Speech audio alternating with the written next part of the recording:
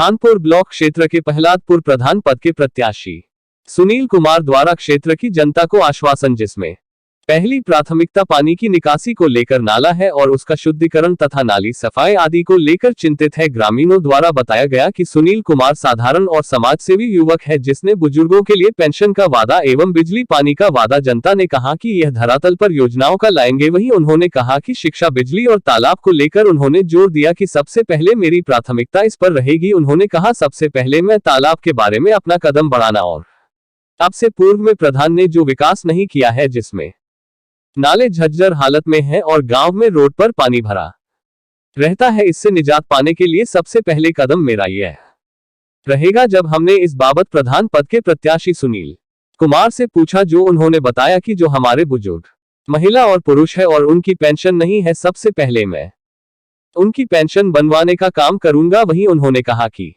मैं रुकी पेंशन को पूरी कराऊंगा और रुकी हुई को पेंशन को चालू कराऊंगा। उन्होंने कहा कि हमारे क्षेत्र में आने वाली फैक्ट्रियों में नौजवान युवाओं को फैक्ट्री में लगाने का काम करूंगा, ताकि पढ़े लिखे नौजवान दर दर की ठोकरें खा रहे हैं, उनको रोजगार दिलाने का काम करूंगा। इस मौके पर काफी संख्या में ग्रामीण मौजूद थे। वहीं दूसरी और हमने प्रधान पद के प्रत्याशी घनश्याम से पूछा, तो उन्होंने कहा कि हम शिक्षित हैं और हम यकीन कराते हैं कि गांव का विकास करूंगा। इसी को लेकर हम अब की बार अगर जनता ने मेरे ऊपर सेहरा बांधा तो मैं गांव का विकास अच्छी तरह कराऊंगा। इस मौके पर सैकड़ों लोगों ने प्रधान पद के प्रत्याशी घनश्याम की तारीफ करते हुए पहले नंबर पर बताया और लोगों ने कहा कि घनश्याम प्रधान जी शिक्षित और नौजवान है और पहले भी इन्होंने समाज सेवी का काम किया है, इसलिए जनता इनकी ओर इशारा कर रही है।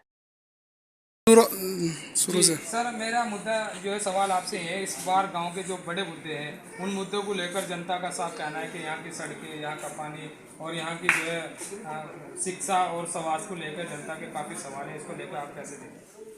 इन मुद्दों से हटके मैं थोड़ा इससे पहले अपने बारे में बताना चाहूँगा।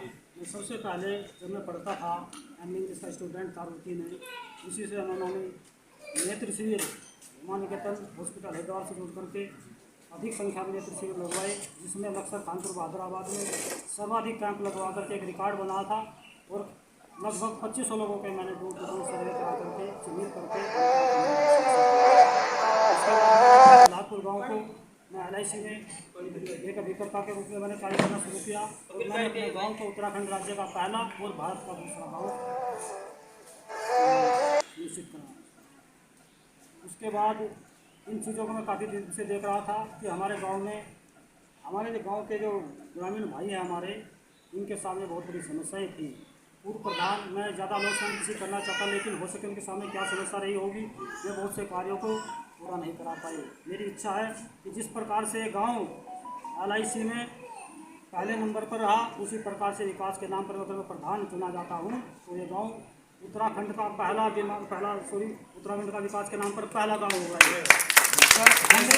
अंग्रेजी में कहावत भी है, where there is a will and there is a way, जहाँ चाह होती है वहाँ राह होती है। मेरे अंदर मुझे आत्मविश्वास पूरा है इस चीज़ का। मैं इस गांव को पहला गांव बना दूंगा विकास के नाम पर। इस गांव में पानी की टंकी नहीं है, इस गांव में कोई अच्छा बालिका डिग्री कॉलेज नहीं है, इस गांव में कोई हॉस्पिटल नहीं है, इस गांव में सड़कें बहुत ख़राब है।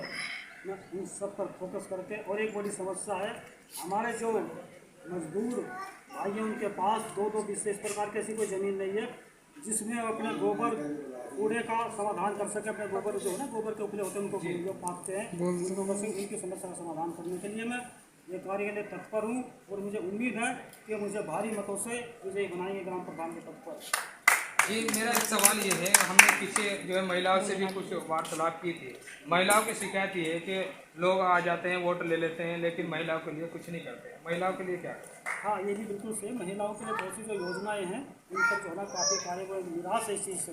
मैं उनके लिए जितनी भर भी योजनाएँ आती है सरकारी, मैं बढ़ चढ़ कर उसमें कार्य करूँगा। सर, एक मेरा सवाल सबसे बड़ा ये है, इस वक्त नौजवान जो है एक बहुत बड़ी बीमारी के अंदर घुसा हुआ है, वो है नशा, अवैध नशा। इस पर जो है सभी वरिष्ठ पुलिस अधिकारियों का भी इसके ऊपर पकड़ है कि हर गांव के अंदर नशा मुक्त